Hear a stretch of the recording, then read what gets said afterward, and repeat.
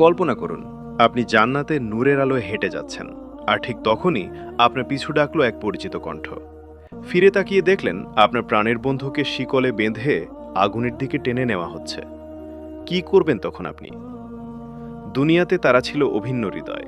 আহমেদ ছিল ৫ ওয়াক্ত নামাজি, আর সালাম ছিল একটু উদাসীন, দুনিয়ার মস্তিতে মত্ত। আহমেদ বারবার বলতো, সালাম, চল নামাজে যাই। সালাম হাসতো আর বলতো, আরে দোস্ত, বয়স তো পড়ে আছে, পরে দেখা যাবে। কিয়ামতের দিন বিচার শেষ হলো। আহমেদের হাতে ডান হাতে আমলনামা, সে খুশিতে জান্নাতের দিকে দৌড়াচ্ছে। হঠাৎ সে থমকে দাঁড়ালো। সে দেখল তার বন্ধু সালামকে ফেরেশতারা হাত পা বেঁধে টেনে নিয়ে যাচ্ছে। সালামের সারা শরীর ভয়ে কাঁপছে, মুখ কালো হয়ে গেছে।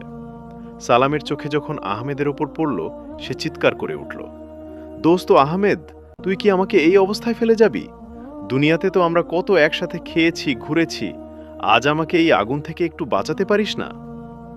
আহমেদ স্তব্ধ হয়ে গেল। সে জান্নাতের গেটের সামনে দাঁড়িয়ে আল্লাহর দরবারে ২ হাত তুলে কাঁদতে লাগল। সে বলল, হে আরশের মালিক, আমি জান্নাতের সুগন্ধ পাচ্ছি, কিন্তু আমার বন্ধুর দেহ থেকে জাহান্নামের ধোঁয়া আসছে। ও আমার বন্ধু ছিল, ওকে ছাড়া আমার জান্নাত অসম্পূর্ণ। হে আল্লাহ, আমার বন্ধুকে আমার সাথে জান্নাতে যাওয়ার অনুমতি দিন। ফেরেশতারা বলবে, আহমেদ, ওর আমলনামা তো শূন্য। কিন্তু আহমেদ নাছোড়বান্দা। সে আল্লাহর সেই ওয়াদার কথা মনে করিয়ে দেবে যে মুমিনরা একে অপরের সুপারিশকারী হবে। আল্লাহ তাআলা আহমেদের কান্না দেখে ফেরেশতাদের বলবেন, আমার এই বান্দার খাতিরে তার বন্ধুকে মুক্তি দাও। ওকে জাহান্নামের আগুন থেকে বের করে জান্নাতের নদীতে, নহরে হায়াত চুবিয়ে আনো।